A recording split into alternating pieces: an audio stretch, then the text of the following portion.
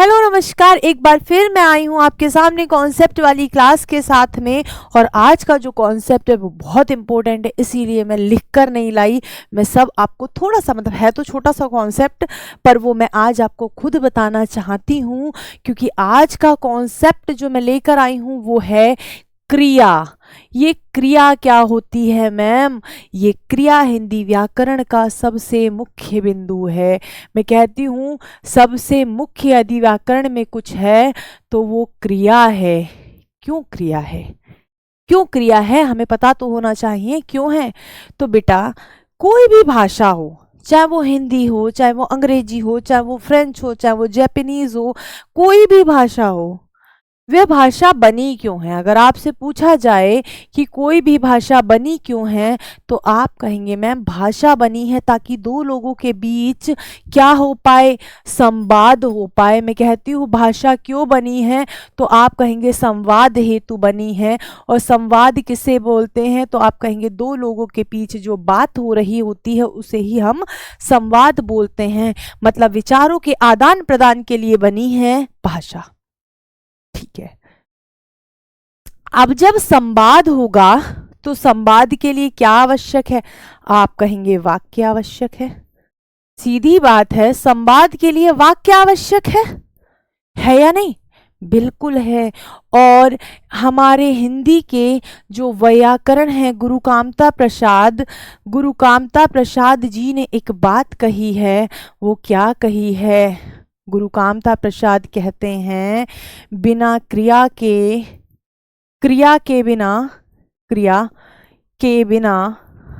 बिना कोई वाक्य नहीं बन सकता। चाहे संसार का कोई भी वाक्य हो, वह बिना क्रिया के नहीं बन सकता, कभी नहीं बन सकता। अर्थात हर वाक्य में क्रिया अवश्य होगी। क्रिया क्या है? मैंडेटरी है, स्टार है। और क्रिया और वाक्य की जरूरत है, क्योंकि हमें संवाद करना है। हम मनुष्य हैं, बिना संवाद के तो रह नहीं सकते। तो संवाद के लिए वाक्यों की जरूरत है, वाक्य के लिए क्रिया की जरूरत है। तो क्रिया के बिना पूरा हिंदी व्याकरण क्या है? अधूरा है। बिना क्रिया के पूरा हिंदी व्याकरण क्या है? अधूरा है। हर व्याकरण अधूरा है, हर भाषा अधूरी है, हर भाषा अधूरी है। तो मैडम इतनी क्रिया की बात हम कर रहे हैं, तो क्या है ये क्रिया? पता भी तो चले क्या है ये क्रिया। तो संसार में किसी भी कार्य का होना, या तो कार्य स्वयं हो जाएगा या किसी कार्य को कोई करेगा। करना, किसी कार्य का करना या होना ही क्या है? क्रिया है। कार्य होना या कार्य का होना या कार्य करना, दोनों ही क्या है? क्रिया है। बस क्रिया इतनी ही है, बस क्रिया इतनी ही है। क्रिया इसके अलावा कुछ नहीं है। अगर भाषा के तौर पे क्या कहेंगे? कोई कार्य हो रहा है अर्थात क्रिया हो रही है, अर्थात क्रिया हो रही है। और जरूरत क्यों है ये मैं आपको बता चुकी हूं, ये याद रख लेना, ये थोड़ा सा जरूरी फैक्ट है। गुरु कामता प्रसाद जी कहते हैं क्रिया के बिना कोई वाक्य पूर्ण नहीं हो सकता। क्रिया के दो मुख्य रूप सामने जो आते हैं वो कौन कौन से हैं? तो आप सभी को पता होना चाहिए। क्रिया के दो भेद हैं। क्रिया के दो भेद हैं। कौन कौन से हैं? सॉरी, दो भेद हैं। कौन कौन से हैं? तो आप कहना, एक है सकर्मक क्रिया और दूसरी है अकर्मक क्रिया। ये सकर्मक और अकर्मक को जानने से पहले हमें तीन शब्दों को जानने की जरूरत है। क्रिया तो आप जान ही गए हैं, दो शब्दों को और जान लेते हैं। एक शब्द होता है, इधर जानते हैं, एक शब्द होता है बेटा कर्ता। ये कर्ता कौन होता है? तो आप कहेंगे कार्य करने वाला क्या होता है? तो आप कहना कर्ता होता है। ठीक है। दूसरा क्या है? दूसरा है कर्म, क्योंकि हमें यहाँ कर्म कर्म दिख रहा है, सकर्म अकर्म, और क्या है अभी बताएंगे। तो कर्म क्या है बेटा, जिस वस्तु या व्यक्ति पर, जिस वस्तु या व्यक्ति पर, व्यक्ति पर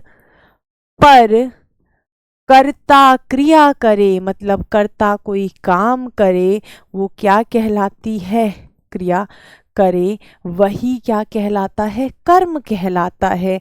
जैसे मैं कहूं राम, राम खाना खा रहा है, खाना खा रहा है, आप कहेंगे कि राम जो है क्या है, कर्ता है। भैया सीधी बात है, कर्ता कौन है, क्रिया करने वाला। ये कार्य की जगह आप यहां पर क्रिया भी लिख सकते हैं, क्या लिख सकते हैं, क्रिया। और क्रिया क्या हो रही है, तो आप कहेंगे खा रहा है, ये क्रिया है। लेकिन इस क्रिया को करने के लिए कर्ता को किस वस्तु की आवश्यकता पड़ रही है, तो आप कहेंगे मैम कर्म की आवश्यकता पड़ रही है। राम खा क्या रहा है, राम खाने की क्रिया किस पर कर रहा है, तो राम खाने की क्रिया खाना पर कर रहा है, अर्थात भोजन पे कर रहा है। तो यही हमारा होता है कर्म, यही हमारा होता है कर्म। कई बार बिना कर्म के भी वाक्य होता है, कई बार कर्म के भी वाक्य होता है। अब यहां लिखा है सकर्मक, सा का अर्थ सहित होता है हिंदी में, आप सभी को इतना पता होगा। तो आप कहेंगे जहां कर्म हो, कर्म हो, या जिस वाक्य में कर्म हो, इस तरह से लिखो, जिस वाक्य में कर्म हो, जिस वाक्य में कर्म हो, वहां क्या हो जाएगा, में कर्म हो, वही सकर्मक है।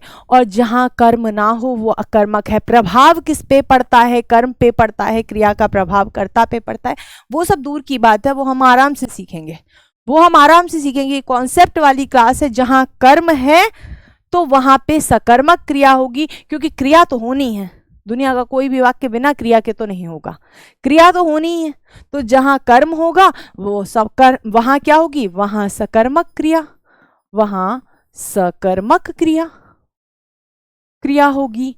और जहां कर्म नहीं होगा, जहां कर्म नहीं होगा, तो आप कहेंगे वहां कौन सी क्रिया होगी, जहां कर्म नहीं होगा, नहीं होगा, वहां कौन सी क्रिया होगी बेटा जी, आप कहेंगे अकर्मक क्रिया होगी, वहां अकर्मक क्रिया होगी,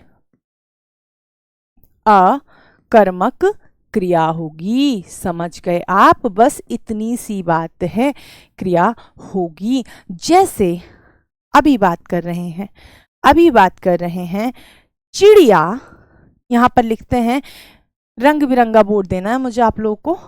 देखो मैं लिखती हूं चिड़िया दाना चुग रही है, चिड़िया दाना चुग रही है। तो चिड़िया क्या काम कर रही है, आप कहेंगे दाना चुगने की क्रिया कर रही है। पूरी क्या है, आप कहेंगे चुगने की क्रिया कर रही है। यहाँ चुगना ही तो क्रिया है, मतलब कुछ निकाल निकाल के खा रही है ना, बीच कहते हैं, तो ये क्या हो जाएगा, ये क्रिया है। ठीक है, मुझे इसको साथ में लिखना चाहिए ना, रुको थोड़ा सा एक्स्ट्रा हो जाएगा था, चुग रही है ना। चलिए, ये पूरी एक क्या है, क्रिया है, क्योंकि क्रिया चल रही है, पूर्ण नहीं, ये क्रिया है। करने वाली कौन है, इस क्रिया को करने वाली कौन है बेटा जी, तो आप कहेंगे चिड़िया, ये क्या हो गई, फिर कर्ता हो गई गुड्डे, क्या हो गई, कर्ता। लेकिन इस क्रिया को करने के लिए उसे जिस वस्तु की आवश्यकता है, ये रहा दाना, तो ये क्या है, यही इसका कर्म है। वहीं पर अगर मैं एक वाक्य लिखूं, चिड़िया चहक रही है, चिड़िया की आवाज को चहकना तो कहते हैं, आप कहोगे हाँ जी बिल्कुल, चिड़िया चहक रही है, क्रिया क्या है, चहकना है। और यहां पर क्या है, आप कहेंगे कर्ता, तो यहां भी क्रिया ही, चिड़िया ही है, काम तो अभी भी चिड़िया ही कर रही है, काम तो अभी भी चिड़िया ही कर रही है, लेकिन यहाँ इस चहकने के लिए किसी अन्य वस्तु की आवश्यकता नहीं है। ये वस्तु की जगह व्यक्ति भी हो सकता है, वो हम डिटेल में पढ़ेंगे। किसी अन्य वस्तु की जरूरत नहीं है, कर्ता सीधे काम कर रहा है। कर्ता को क्रिया करने के लिए किसी अन्य वस्तु की जरूरत नहीं है, कर्म की जरूरत नहीं है। तो ये क्या है? अकर्मक क्रिया है। ये क्या है? सकर्मक क्रिया है, क्योंकि चुगने के लिए जरूरत पड़ेगी दाने की, लेकिन चहकने के लिए दाने की आवश्यकता नहीं है। जहां कर्म नहीं होगा वहां अकर्मक क्रिया, जहां कर्म हो या कर्म की संभावना भी हो, ये भी समझ लेना, संभावना भी हो। अगर खाली लिखा होता चिड़िया चुग रही है, तब भी हमें पता है कुछ ना कुछ चाहिए चुगने के लिए, कुछ ना कुछ चाहिए चुगने के लिए। तो ये क्या हो जाएगी? सकर्मक क्रिया हो जाएगी। मैंने आपको क्या क्या बताया? मैंने आपको बताया कि क्रिया हमारे लिए बहुत ज़रूरी है। क्यों? क्योंकि संसार की कोई भी भाषा किस काम के लिए प्रयोग होती है? तो संवाद के लिए प्रयोग होती है। संवाद के लिए आवश्यकता है वाक्य की, और क्रिया के बिना कोई वाक्य नहीं बन सकता या पूर्ण नहीं हो सकता, वो वाक्यांश रह जाएगा। क्रिया के बिना अगर आपने आधी बात बोल दी तो वो वाक्यांश रह जाएगा, वाक्य नहीं होगा, वाक्य पूर्ण हो ही नहीं सकता।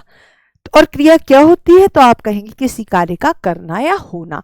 भेद कितने हैं? 2 भेद हैं, सकर्मक और अकर्मक।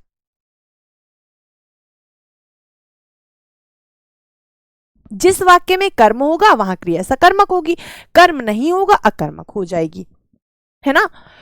और कर्म आप जान ही गए हैं क्या होता है। कर्म आप जान ही गए हैं क्या होता है। वह वस्तु या व्यक्ति जिस पर कर्ता क्रिया करे वह कर्म कहलाता है।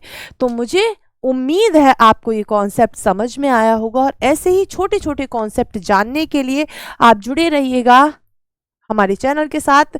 चलिए मैं मिलती हूँ आप सभी से अगली कॉन्सेप्ट वाली क्लास में। तब तक के लिए अपना और अपने परिवार का ख्याल रखें। Thank you so much. Have a good day. Bye.